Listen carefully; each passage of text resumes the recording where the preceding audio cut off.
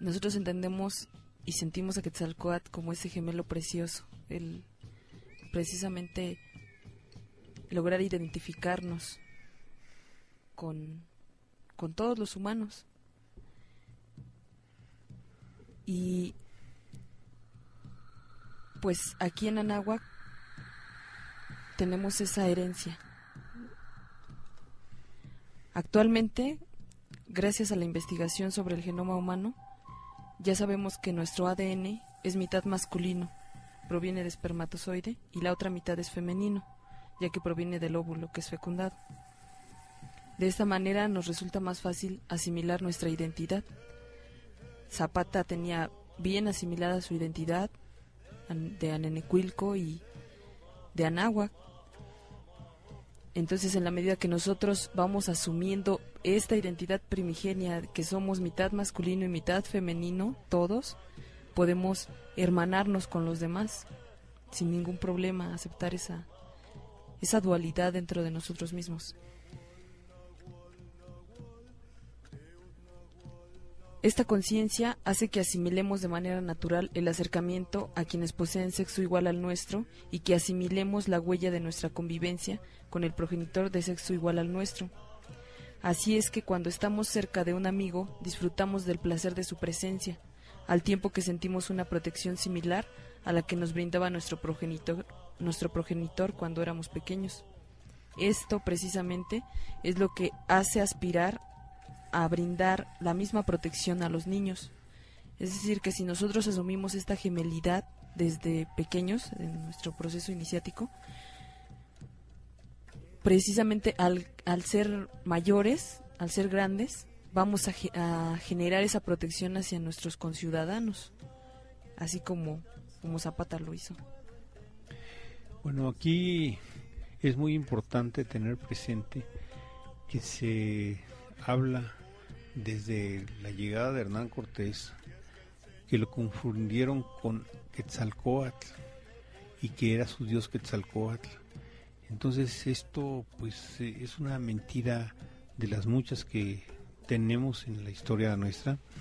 ¿Por qué? Porque nunca se igualó a el invasor, a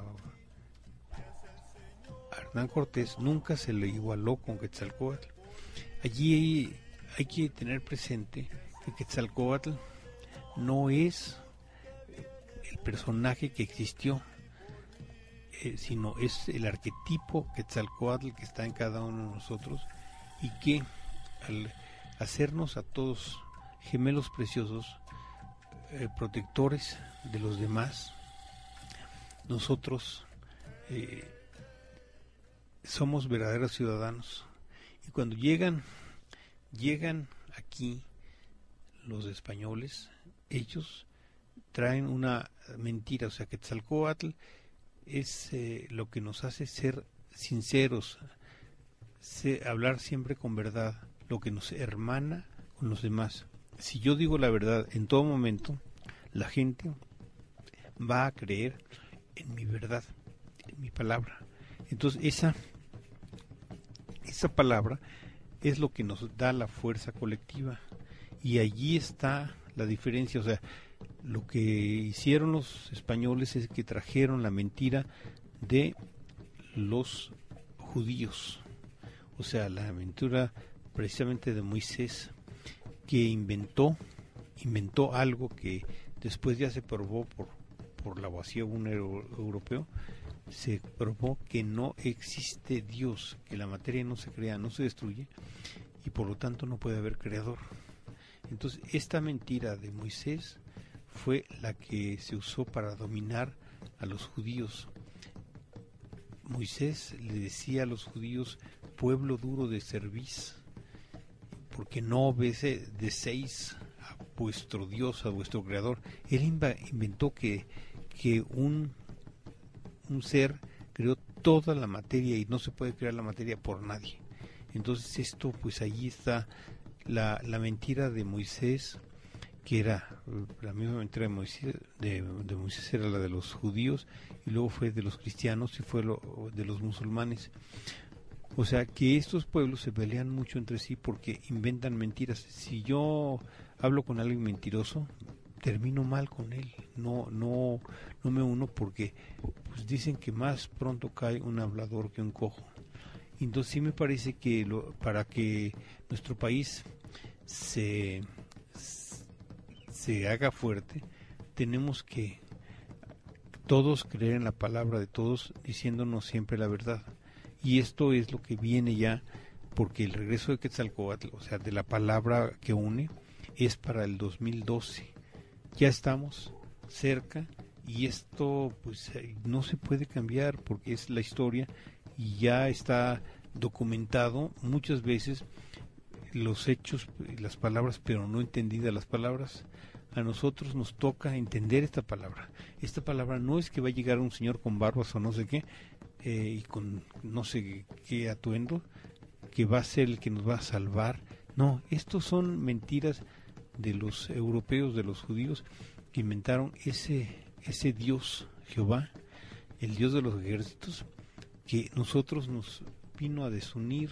O sea, se robaron todo el territorio de Anáhuac con el pretexto de que Dios se lo había regalado a los reyes de España a través de su representante en la tierra que se llamaba Alejandro VI. Y esto, pues a mí me parece que eso es una mentira que este país ya no puede seguir acarreando. O sea, que la iglesia sabe que robó estas tierras, igual que Moisés se robó la tierra que ahorita se llama Israel. Y eso a mí me parece que, pues que está mal. O sea, no se trata de robar lo ajeno, sino de proteger lo ajeno. Y ellos traen ese pendiente histórico, los judíos con Moisés y los españoles con los papas, de robarse este territorio. El territorio de todo este continente que se llama Ixachitlán es nuestro y sigue siendo nuestro, no nos lo pueden quitar. O sea, ellos inventaron la mentira de que se lo habían regalado, pero no es cierto. O sea, no se puede regalar la tierra. La tierra, como decía Zapata, la tierra es de quien la trabaja, quien la ama. Y nosotros estamos en el centro del universo, en el inicio del tiempo.